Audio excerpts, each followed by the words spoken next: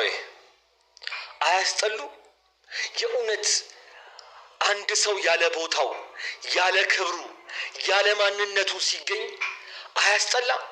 ውድ ቤተሰቦቼ ያለ ቦታችሁ ከመገኘት ከቦታችሁ ዝቅ ከማለት ፈጣሪ ይጠብቃችሁ፣ ሁላችሁንም ይሰውራችሁ። ሀይሚም ብሩክም በደንብ አድርጋችሁ አዳምጡ። የሚመጥናችሁ ቦታ ይሄ አይደለም። ይሄ ለእናንተ የሚገባ ቦታ አይደለም። በልጅነት ባለማስተዋል ፉክክር ውስጥ እንደሆናችሁ ይታወቃል። ስነ ስርዓታችሁን ያዙ፣ ክብራችሁን ጠብቁ። የማይመጥናችሁ ቦታ የማይመጥናችሁ መንገድ ላይ ያላችሁት እረፉና ወደ ህይወታችሁ ተመለሱ።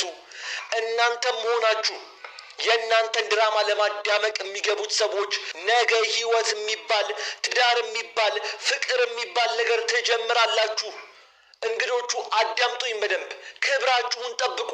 ድራማ ለማዳመቅ ትገባላችሁ፣ ጥሩ እሺ ይሁን። ነገስ ህይወታችሁስ?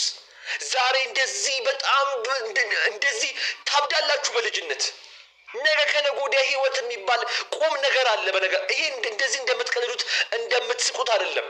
ከህይወት ወጥቻለሁ ምናምን ብለሽ እንደምትስቂው አይደለም። እንዴት አድርጌ ላስረዳችሁ? ህይወት የሚባል ትክክለኛ ነገር አለ። የዛ ሰዓት ትቸገራላችሁ። እያያችሁኝ እንደሆነ አውቃለሁ። አራትሽም ስነ ስርዓትሽን ይዘሽ ተቀመጪ። ሁልሽም በቃ ድራማ ሰራሽበት። በቃችሁ። ከዚህ በኋላ እንዴ ጭራሽ ምን ትባባላላችሁ? ከዚህ በኋላ አንተም በፊና እቀጥልበታለሁ፣ አንቺም ብሩክ ትላንት እንኳን ድራማ መሆኑን ነግረህን ዛሬም እንደምትቀጥልበት ነግረህን ነው ልጅቷን አቅፈ ይዛት ሄድከው።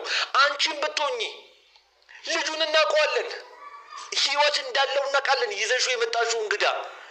ነገር ግን ግግም ብላችሁ እንዴት ነው እኛን ሞኝ አድርጋችሁ ልታሳምኑ የምትሞክሩት? እረፉ። የማይመጥናችሁ ቦታ የማይመጥናችሁ የህይወት መስመር ውስጥ ናችሁ። ስነ ስርዓት ያዙና ህይወት አይደለም ቁም ነገር ነው ህይወት። ወደ ህይወታችሁ ተመለሱ። በዚህ ሀሳቤ የምትስማሙ የጨረቃ ፋሚሊዎች በሙሉ አሁንኑ ላይኩ ጋር የተለመደችው ቦታችን እንገናኝ።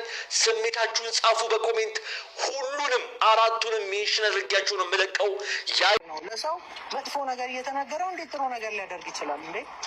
በጣም የሚከብድ ነገር ነው። እንደዚህ ተቀባበሉ፣ እንደዚህ ኧረ በእግዚአብሔር አይባልም። በማርያም እኛንም አታስጨንቁም። እናንተ የሆነ ነገር ብዙ አይደለም። አሁን ጥቂት ሰው ነው፣ ሁሉንም አይደለም እኛ እየተናገረን አይደለም። ጥቂት ሰው ቢበዙ ከ10 አይበልጡም እንደዚህ አይነት ነገር እያደረገ ያሉት። በዛ 10 እንኳን ብዙ ነው።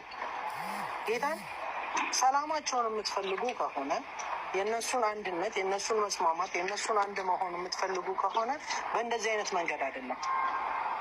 በእንደዚህ አይነት ነገር መቼም ሰላም ሊፈጥሩ አይችልም። ጌታን ንብረት ተከፋፈሉ ተብሎ የምን ሰላም ነው እንዴ? ሰላም የመፍጠር ነገር እኮ አይደለም እነሱ እያደረጋሉ። ሆነ በጣም የሚያስጠላ ሁለቱን የማለያየት ምናምን። እሺ አላማችሁ ማለያየት ሆነ ምናምን ማለያየት ፈለጋችሁ፣ እሺ ከዛ ተለያዩ ምናምና የሆነ እንደምትሉት ንብረት ተከፋፈሉ ምናምና የሰጣትን ስጦታ የሰጠችን ስጦታ ምናምን ተመላለሱ። ሁለቱ አብረው መሆን አቆሙ፣ ጓደኝነታቸው ተቋረጠ ምናምን። ከዛስ እናንተ ምን አገኛችሁ? እናንተ ከዚህ የምታገኙትን ነገር ብቻ ንገሩ። ከዛ ምን ተፈጠረ? ምን ሆነ? እስኪ ፖይንቱ ምንድን ነው? ይህ ሁሉ የምታደርጉበት ነገር ማለት ነው። የሆነ ታርጌታችሁ ምንድን ነው? ምን ለመስራት ነው እየታገላችሁ ያላችሁ? ዛሬ እንደዚህ ያደረጋችሁ ሰዎች እኮ ከ3 ወር ከ4 ወር በፊት ወይ የዛሬ ዓመት አብራችሁ ካልሆናችሁ ስትሉ የነበራችሁ ሰዎች ናቸው። እራሳችሁን ቆም ብላችሁ አስቡት።